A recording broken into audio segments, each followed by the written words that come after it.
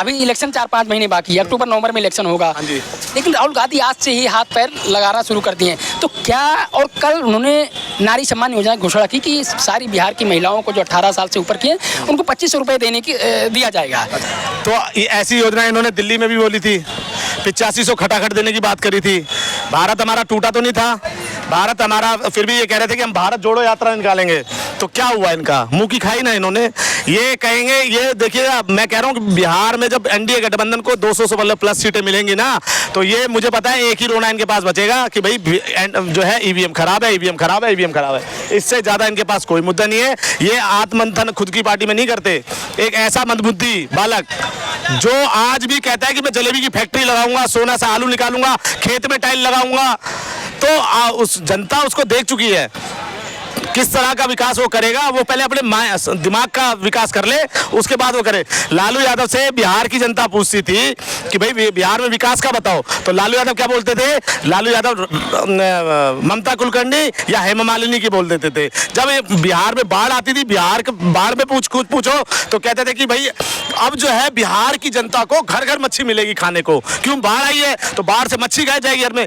संजय सिंह जो आम आदमी पार्टी के बड़े नेता, राज्यसभा सांसद हैं, उन्होंने कल घोषणा किया है, तो हाँ ठीक है, वो उन्होंने कल घोषणा किया है कि हमारी पार्टी अब पूरे बिहार की पूरी विधानसभा में जाएगी और सिर्फ ये बताएगी कि भारतीय जनता पार्टी बिहार के लोगों को, जो झुग्गी झोपड़ी में रहने वाले हैं, उनका घर तोड़ रही है, उनका मकान तोड़ रही है और उनको यहाँ से खदेड़ कर बाहर बिहार पहुँचा रही है। दिल्ली सरकार ने एक भी ऐसा, मुझे जगह बताओ आप जहाँ मकान तोड़ा हो, जो अब एक बात बताओ, वजीरपुर है जहाँ पे उन झुग्गी वालों को 1675 मकान दे दिए।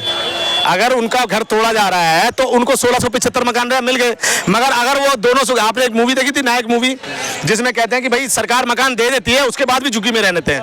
तो मैं कह रहा हूं कि जब उनको 1675 मकान मिल गए तो आप रहो ना, आप रेल की ट्रैक पे जाके मकान बना रहे हो, कल को कोई हादसा होगा तो आप किसको कोसोगे? सरकार को कोसोगे, है? तो इस तरह का आज मैं कह रहा हूँ कोर्ट ने ऑर्डर किया है, ये दिल्ली की सरकार को कोर्ट ने ऑर्डर किया है। अब आप ये बोल दे, संजय सिंह से बुलवा दो कि मैं कोर्ट को नहीं मानता, जो पक्ष में इनके फैसला आ जाए तो संविधान की जीत हुई और नहीं तो संविधान की हत्या हुई। अरे कोर्ट ने ऑर्डर किया है कि भाई आप जो है दिल्ली में जो बाढ़ आ जाती है, उस बाढ़ को बचाने के लिए जो है आप नाला साफ करो, तो नाले के मकान उनको तोड़ा जा रहा है। हमारा तो नहीं टूटा, मैं भी अनऑथराइज कॉलोनी पालम में रहता हूं, मेरा तो नहीं टूटा। ये तो सिर्फ एक प्रोपेगेंडा फैलाया जा रहा है विपक्ष की तरफ से। मैं कह रहा हूं आम आदमी पार्टी गुजरात भी लड़ी थी, गुजरात। बड़ी चीज मुझे याद आई कि यही आम आदमी पार्टी, यही अरविंद केजरीवाल, संजय सिंह झंडा और डंडा लेकर बोल रहे थे कि लालू यादव करप्शन किए हैं, दुनिया भर जेल में डालो, परिवारवाद है, आज उन्हीं का समर्थन कर रहे हैं। संजय सिंह, उसी से पूछो ना संजय सिंह क्या था। संजय सिंह 2 कौड़ी का टिकट ब्लैक किया था, जो सिनेमा घर के बाहर जो है टिकट ब्लैक करता था।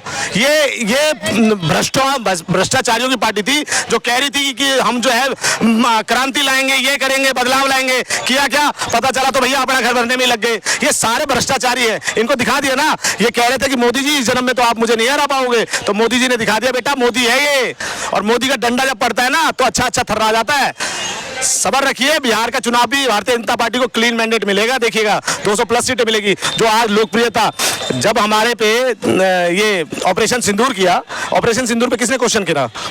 आज विपक्षी आया ना कि ऑपरेशन सिंदूर नहीं होना चाहिए, ऑपरेशन सिंदूर गलत कर दिया। नरेंद्र सरेंडर। अरे नरेंद्र सरेंडर नहीं हुआ, तुम्हारी माँ, तुम्हारी दादी जो इंदिरा गांधी बोलते थे, वो इंदिरा गांधी नहीं थी, वो उसने कहीं ना तो कहीं तुष्टीकरण की राजनीति करी। एक जगह से दिखाती थी हमला हो रहा है, और दूसरे जगह उनको खाना और पैसा पहुंचाने का काम करती थी। पाकिस्तान इन्होंने अलग कराया, बांग्लादेश इन्होंने अलग कराया। आज वो आंख किसको दिखा रहा है? आज वो भारत को आंखें दिखा रहा है। तो इस तरह की तुष्टीकरण की राजनीति इन्होंने करी, ये विपक्ष धराशायी हो जाएगा इस बारी चुनाव में। लालू यादव के लिए छोटी सी, तो मैं कह देता हूं कि कुत्तों की भीड़ से शेर मरा नहीं करते। नरेंद्र मोदी किसी के बाप से डरा नहीं करते, बना ले कितना मर्जी गठबंधन। और लालू परिवार के लिए बोल देता हूं कि चारा बेच बाप गई जेल और संविधान बचाने निकले लौंडे नौवीं फेल। इसलिए कह रहा हूं कि वो आज भी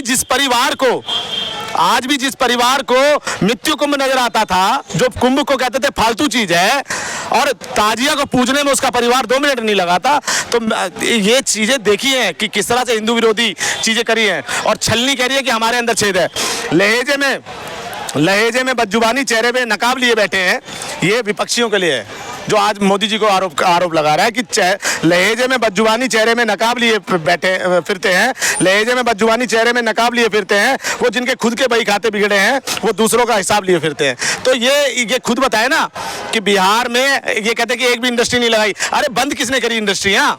इंडस्ट्री जो बिहार में थी उसको बंद किसने किया? लालू यादव ने किया। लालू यादव ने, ये बिहार का दुर्भाग्य है कि लालू यादव जैसा मुख्यमंत्री बिहार को मिला, और ये बिहार का दुर्भाग्य है कि राबड़ी देवी जैसी मुख्यमंत्री, अंगूठा छाप मुख्यमंत्री बिहार को मिली, जिससे मुख्यमंत्री बनने के बाद एक पत्रकार महोदय ने पूछा कि भाई आप जो है कहाँ जाएंगी? बोला मैं शौचालय में जाऊंगी।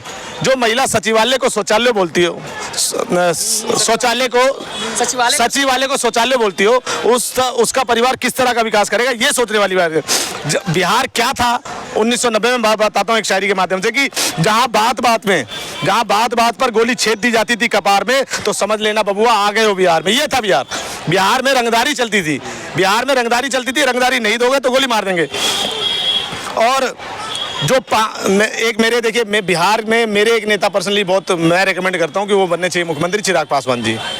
चिराग पासवान जी का मैं नाम रेकमेंड करता हूं कि बहुत सारी ऐसी एक युवा है, यूथ के मन में एक उनका एक क्रेज है, राज करना चाहते हैं, और शकल और अकल दोनों से यूथ है, पढ़ा लिखा है। तो मैं उनके लिए बोल देता हूँ, उनके लिए भी एक शायरी लिख के आया हूँ कि जो पानी से नहाता है, लालू का परिवार का बेटा जो है ना, जो जिसको मुख्यमंत्री बना रहे हैं, कि जो पानी से नहाता है वो लिहाज बदलता है, जो पानी से नहाता है वो लिहाज बदलता है, और जो पसीने से नहाता है वो इतिहास बदलता है। चिराग पासवान एक गरीब घर का बेटा है, जिसने गरीबी देखी है, और वो जानता है कि किस तरह से बिहार, उसके पास एक विजन है कि किस तरह से बिहार को विकसित बनाया जा सकता है, बिहार को कृषि प्रधान देश को कहीं वहाँ पे मोटे अनाज जो और बेटर हो सकते हैं और उनको प्रमोट कैसे किया जाए, इस सब चीज़ों पे बात। आज बिहार में लालू यादव से पूछो ना, लालू यादव बोलते हैं हम आरक्षण दे देंगे, हम 2500 दे देंगे, इस तरह की बातें करते हैं आज भी, जब बिहार को जरूरत है विकसित होने की। बिहार में क्या नहीं है, बिहार का युवा पढ़ा लिखा है, और बिहार ने देखा है, मैं ये नहीं कह रहा हूँ कि बिहार में पलायन रुक गया, मगर कहीं ना तो कहीं कंट्रोल हुआ।